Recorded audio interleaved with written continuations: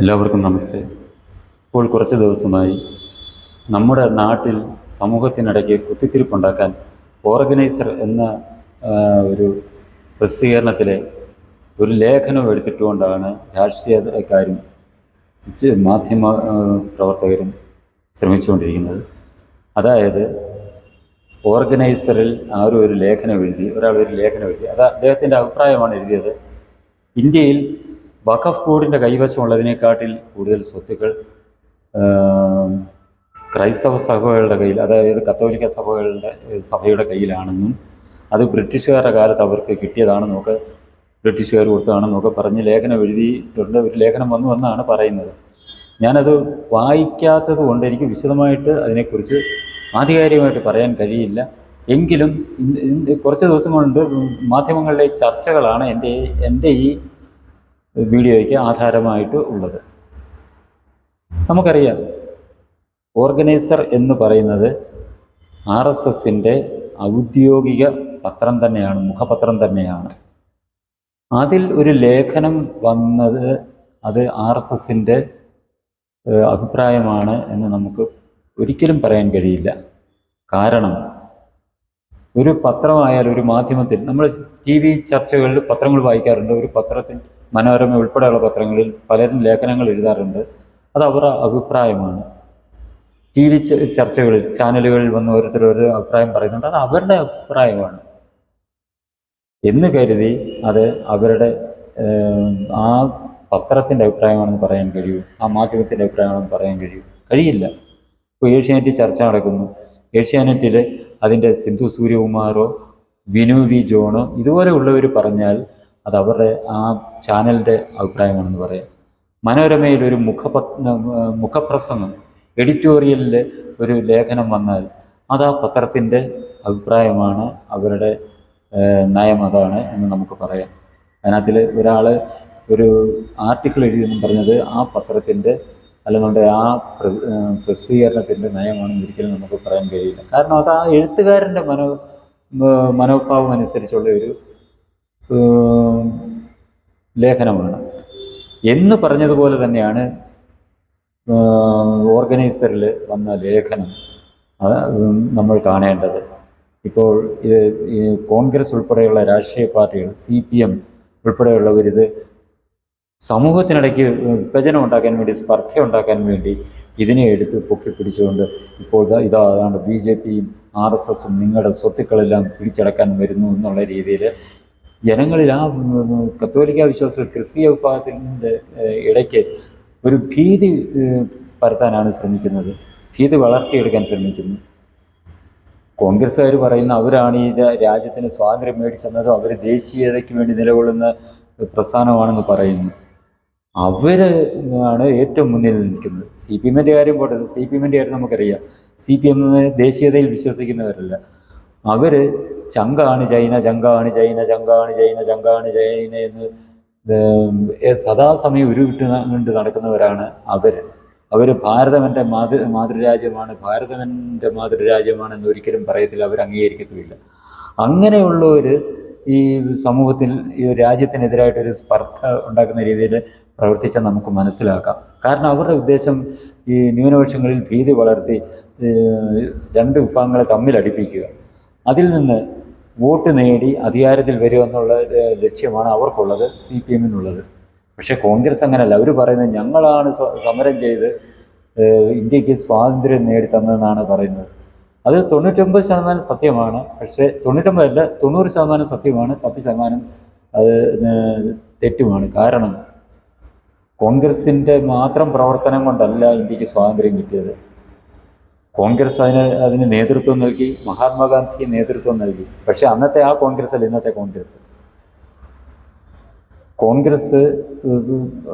ഇപ്പോഴത്തെ നേതാക്കന്മാർ, ഇപ്പോഴുള്ളവരെന്ന് പറയാൻ ഒക്കത്തില്ല, നെഹ്റു ഉൾപ്പെടെയുള്ള നേതാക്കന്മാർ മഹാത്മാഗാന്ധിയോടൊപ്പം സമരം ചെയ്തു എന്നുള്ളതല്ലാതെ, ഗാന്ധിജി നിരാഹാര സത്യാഗ്രഹം കടന്നു സ്വാതന്ത്ര്യത്തിന് വേണ്ടി പലപ്പോഴും ഓരോ ആവശ്യങ്ങൾക്ക്. പക്ഷെ അന്നേരം കോൺഗ്രസിൻ്റെ നേതാക്കന്മാർ, മറ്റുള്ളവർ, നെഹ്റു ഉൾപ്പെടെയുള്ള മറ്റുള്ളവർ ഉണ്ണാവൃതമായിട്ട് ആളുകളെ ബോധിപ്പിക്കാൻ വേണ്ടി ഈ ഉണ്ണാവൃതം ഇരുന്നു എന്നുള്ളത് യാഥാർത്ഥ്യമാണ്. പക്ഷേ അതിലുപരി അത് 90% അതാണ് ഞാൻ പറഞ്ഞത്.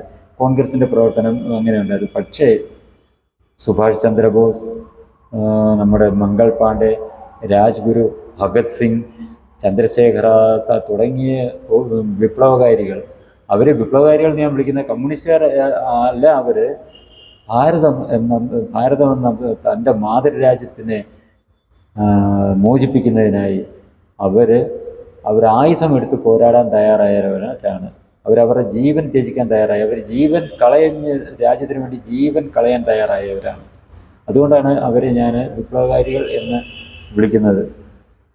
അല്ലാതെ മറ്റ് കോൺഗ്രസ്സുകാർ എത്ര തയ്യാറായിട്ടുണ്ട്? നെഹ്റു എത്ര സ്വന്തം ജീവൻ ത്യജിക്കാൻ തയ്യാറായിട്ടുണ്ട്? ഇവരൊന്നും അതിന് തയ്യാറായിട്ടില്ല. അതുകൊണ്ടാണ് അവർ സമരം ചെയ്തു.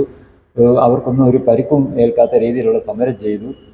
അതിൻ്റെ ഫലം അവർ കൊയ്യുകയും ചെയ്തു. ഇന്ത്യയിൽ ഏറ്റവും സൗഭാഗ്യം അനുഭവിച്ച ആ ഒരു കുടുംബം എന്ന് പറയുന്നത് നെഹ്റുവിൻ്റെ കുടുംബമാണ്. ഇന്നും അത് അവരനുഭവിക്കുന്നു.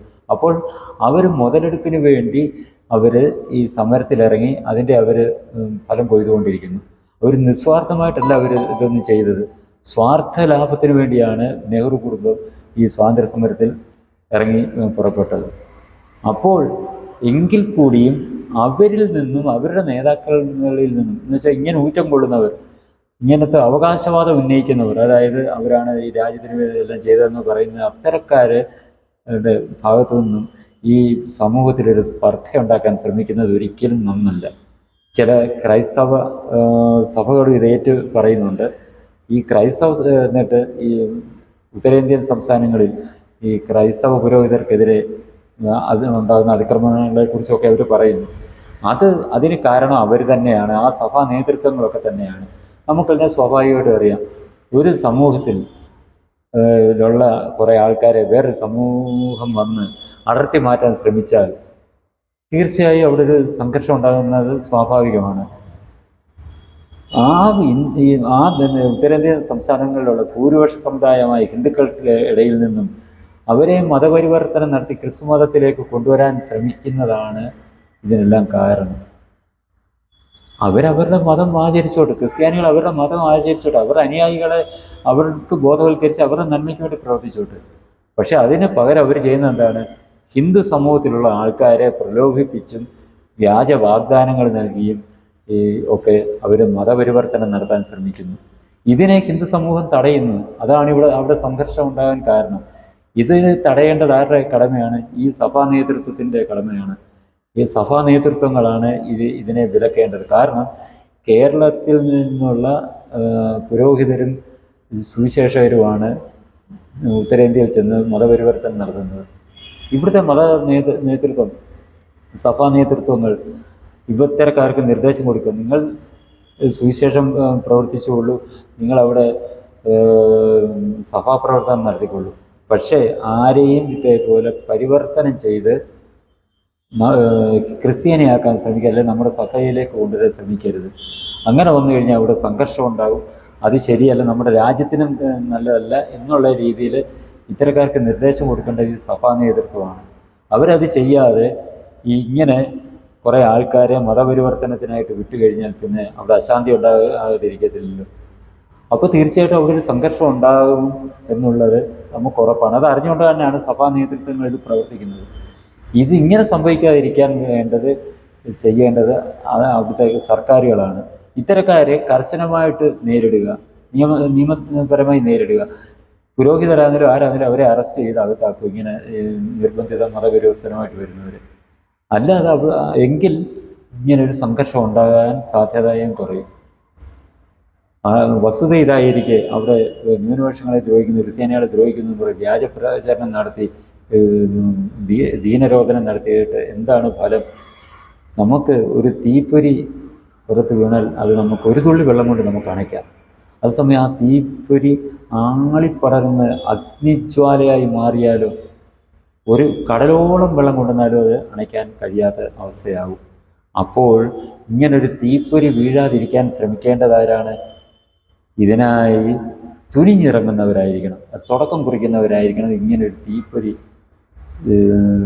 സമൂഹത്തിൽ പടരാതിരിക്കാൻ ശ്രമിക്കേണ്ടത്. അതിന് പകരം ഒരു തീപ്പൊരി കൊണ്ട് വിതറിയിട്ട് അതിൽ നിന്ന് തീ ആളിപ്പടരുന്ന് കഴിഞ്ഞ് അയ്യോ ഞങ്ങളെ കൊല്ലുന്നത് തിന്നുന്നതെന്ന് പറഞ്ഞ് വിലപിച്ചിട്ട് കഥയില്ല, അർത്ഥവുമില്ല. അങ്ങനെ സംഭവിക്കാതിരിക്കാൻ ശ്രമിക്കേണ്ടത് ഉത്തരവാദിത്തപ്പെട്ടവരാണ്. അതായത് സഭാ നേതൃത്വമായാലും സമുദായ നേതൃത്വമായാലും സർക്കാരുകളായാലും. നമ്മുടെ രാജ്യത്തിൻ്റെ പുരോഗതിക്കും സമാധാനമായിട്ട് ജനങ്ങൾക്ക് ജീവിക്കാനും ഏറ്റവും ശ്രദ്ധിക്കേണ്ടത് ഇത്തരം കാര്യങ്ങളിലാണ്. അത് ഉത്തരവാദിത്തപ്പെട്ടവരെല്ലാം ആ കർത്തവ്യം നിർവഹിക്കണം. കമ്മ്യൂണിസ്റ്റുകാർ പലതും ഇളക്കി വിടും സമൂഹത്തിനെ ഇത് ചെയ്യാൻ. കാരണം അവർക്ക് ഇന്ത്യൻ ദേശീയത എന്നുള്ളൊരു ഒന്നില്ല അവർക്ക് ഭാരതം എൻ്റെ മാതൃരാജ്യം എന്ന് പറയാൻ അവർ തയ്യാറല്ല. അതുകൊണ്ട് അവരെക്കുറിച്ച് നമ്മൾ ചിന്തിക്കേണ്ട. അവരെന്തും പ്രചരിപ്പിച്ചോട്ടെ, അത് പ്രചരിപ്പിച്ചുകൊണ്ട് ഒരു ഫലവുമില്ല. കേരളം കഴിഞ്ഞാൽ ഈ ചുമന്ന കൊടി കാണുന്നുണ്ടെങ്കിൽ റെയിൽവേ സ്റ്റേഷനുകളിലും അവിടെ ക്ഷേത്രങ്ങളുടെ മുകളിലെ ആ കൊടിക്കൂറയൊക്കെ കാണണം. ആ ക്ഷേത്രങ്ങളുടെ മുകളിൽ ചുമന്ന കൊടി കാണുന്നത് കമ്മ്യൂണിസത്തിൻ്റെ പ്രതീകമായിട്ടല്ല. എന്നുവെച്ചാൽ ചുവന്ന പട്ടെന്ന് പറഞ്ഞ ഹിന്ദു സമൂഹത്തിൻ്റെ പ്രതീകമായതുകൊണ്ടാണ് അത് കാവിക്കൊപ്പം ക്ഷേത്രങ്ങളുടെ മുകളിൽ പാറിപ്പറക്കുന്നത്. അപ്പം അങ്ങനെയുള്ളൊരു പ്രസ്ഥാനം ഇത്തരം വർഗീയ വിഷം വ്യാപിപ്പിക്കാൻ ശ്രമിച്ചാൽ അത് കേരളത്തിൽ മാത്രമേ വിലപ്പോവുകയുള്ളൂ. കേരളത്തിൽ മാത്രമേ എന്തെങ്കിലും രീതിയിൽ ബാധിക്കുകയുള്ളൂ. അപ്പോൾ അവർ പറയുന്ന നമ്മൾ കാര്യമാക്കേണ്ട. പക്ഷേ കോൺഗ്രസ് എന്ന് പറയുന്ന ആ പ്രസ്ഥാനം ഇന്നും കോൺഗ്രസ് 10-11 വർഷം കൊണ്ട് അധികാരത്തിന് പുറത്താണെന്നുണ്ടെങ്കിലും വടക്കേ ഇന്ത്യയിൽ ഉൾപ്പെടെ നല്ലൊരു ശതമാനം ആൾക്കാർ കോൺഗ്രസ് പ്രവർത്തകരായിട്ടുണ്ട്. അവരുടെ നേതാക്കൾ തന്നെ ഇതേപോലുള്ള വ്യാജപ്രചരണം നടത്തിയാൽ സ്വാഭാവികമായിട്ടും ആ അണികൾ ഇത് വിശ്വസിച്ചു കഴിഞ്ഞാൽ അവരിൽ നിന്നും ഉണ്ടാകുന്ന പ്രതികരണം ഏത് രീതിയിലായിരിക്കും എന്നുള്ളത് നമുക്ക് ചിന്തിക്കാൻ പോലും കഴിയാത്ത രീതിയിലായിരിക്കും. അതുമാത്രം എല്ലാവരും ശ്രദ്ധിക്കുക.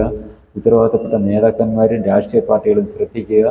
ഇങ്ങനെ ഉണ്ടാകാതെ ഒത്തൊരുമിച്ച് ഏകോദര സഹോദരങ്ങളെ പോലെ നമ്മൾ മുന്നോട്ട് പോവുക. ഭാരതം എൻ്റെ അമ്മയാണ്, ആ അമ്മയുടെ മക്കളാണ് നമ്മളെല്ലാവരും. അതിനാൽ തന്നെ നമ്മളെല്ലാം സഹോദരങ്ങളാണ്.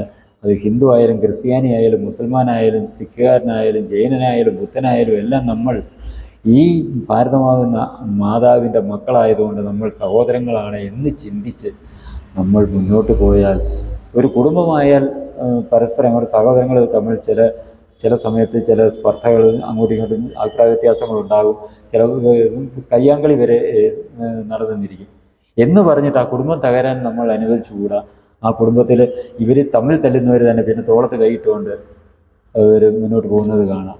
അന്നേരത്തെ വികാരത്തിൻ്റെ പുറത്ത് എന്തെങ്കിലും രീതിയിൽ പ്രവർത്തിച്ചാലും പിന്നീട് അവരതെല്ലാം പറഞ്ഞ് ആ കുടുംബത്തിനെ മുന്നോട്ട് കൊണ്ടുപോകുന്നത് പോലെ, ആ കുടുംബത്തിൻ്റെ നന്മയ്ക്കായി ആ കുടുംബത്തിൻ്റെ ഉയർച്ചയ്ക്കായി പ്രവർത്തിക്കുന്നത് പോലെ നമ്മളെല്ലാവരും ഒത്തുചേർന്ന് ഏകോദര സഹോദരങ്ങളെ പോലെ ഈ ഭാരതമാകുന്ന ഈ മാതാവിൻ്റെ മക്കൾ നമ്മൾ ഒരുമിച്ച് പ്രവർത്തിക്കുക. അത് ജാതി മതമൊക്കെ പിന്നീട്, നമ്മൾ ഈ ഭാരതീയർ എന്നുള്ള വികാരം ഒന്നാമത് വേണം. ഞാൻ ഹിന്ദുവാണ്, ഞാൻ ക്രിസ്ത്യാനിയാണ്, ഞാൻ മുസ്ലിമാണ് എന്നുള്ള ചിന്ത പിന്നീടേ ആകാവൂ. ആ രീതിയിൽ നമ്മൾ മുന്നോട്ട് പോയാൽ നമ്മുടെ ഭാവി തലമുറയ്ക്കും നമുക്കും വളരെയേറെ ഉയർച്ച ഉണ്ടാക്കുന്ന കാര്യമാണ്. അത് നമ്മൾ മറക്കാതെ നമ്മൾ പ്രവർത്തിക്കുക. അതനുസരിച്ച് നമുക്ക് സ്വാധീനമുള്ളവരെ അത് പറഞ്ഞ് മനസ്സിലാക്കി നമ്മുടെ സമൂഹത്തിൻ്റെ ആ യാത്രയെ സുഗമമായി നമ്മൾ മുന്നോട്ട് കൊണ്ടുപോവുക.